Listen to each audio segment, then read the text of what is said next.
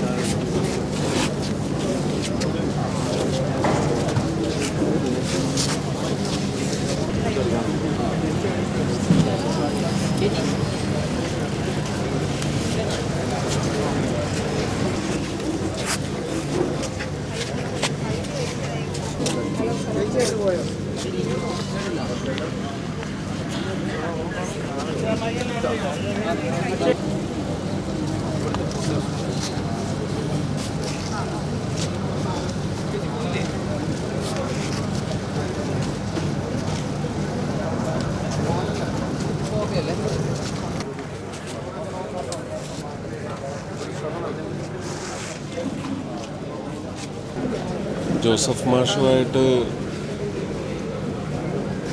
എൻ്റെ അമ്മ ജീവിച്ചിരിക്കുന്ന കാലത്ത് തന്നെയുള്ള 2010 സമയം തുടങ്ങിയാണ് മാഷുമായിട്ടുള്ള വളരെ പേഴ്സണലായിട്ടുള്ള അടുപ്പം കൂടുതലായി തുടങ്ങിയത്.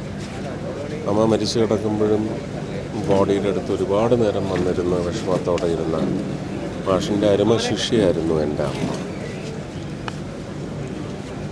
മാഷിനെപ്പോഴും എപ്പോൾ കാണണമെന്ന് പറഞ്ഞാലും ഞാൻ ഓടിയെത്താറുണ്ടായിരുന്നു. അത് മാധ്യമങ്ങൾക്കെല്ലാം അറിയാവുന്ന.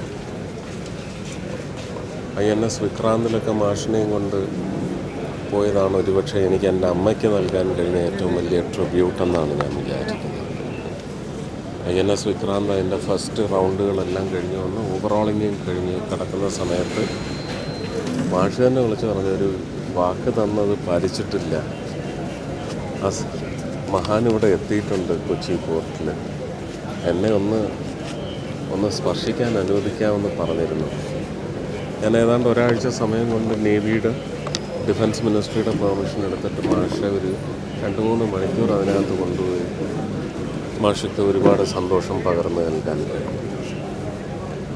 പിന്നെ ഭക്ഷണങ്ങളൊക്കെ ഇഷ്ടമുള്ളത് പറയുമ്പോഴൊക്കെ ഇപ്പോഴും എന്നെ കഴിഞ്ഞ ചൊവ്വാഴ്ചയാണെന്നാണ് എൻ്റെ ഓർമ്മ.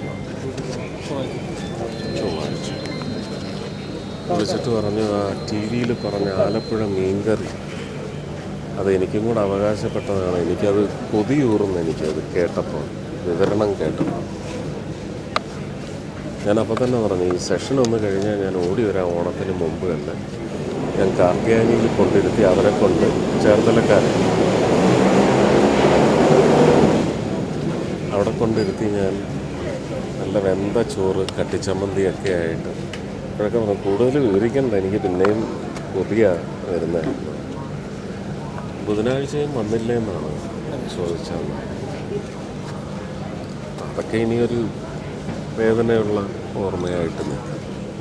എങ്കിലും മാഷക്ക് അങ്ങനെ ഇവിടെ വന്ന് അഡ്മിറ്റ് ആവുന്നതിൻ്റെ തലേന്നും പൂർണ്ണ ആരോഗ്യവാനായിട്ട് തന്നെ, വാർദ്ധക്യവുമായി ബന്ധപ്പെട്ട അസുഖങ്ങളുണ്ടാവാം, പക്ഷേ പൊതുപരിപാടിയിൽ പങ്കെടുത്തിട്ട് തന്നെയാണ് ഇവിടെ അഡ്മിറ്റ് ആവാൻ വന്നിരിക്കുന്നത്. അതൊരു വലിയ അനുഗ്രഹമാണ്. അങ്ങനെ അധികകാലം ഒന്നും ദുരിതം അനുഭവിച്ച് കിടക്കാതെ സ്വർഗം പ്രാപിച്ചു എന്ന് തന്നെ വിചാരിച്ചുകൊണ്ട് ആത്മാവിന് വേണ്ടി പ്രാർത്ഥിക്കുക.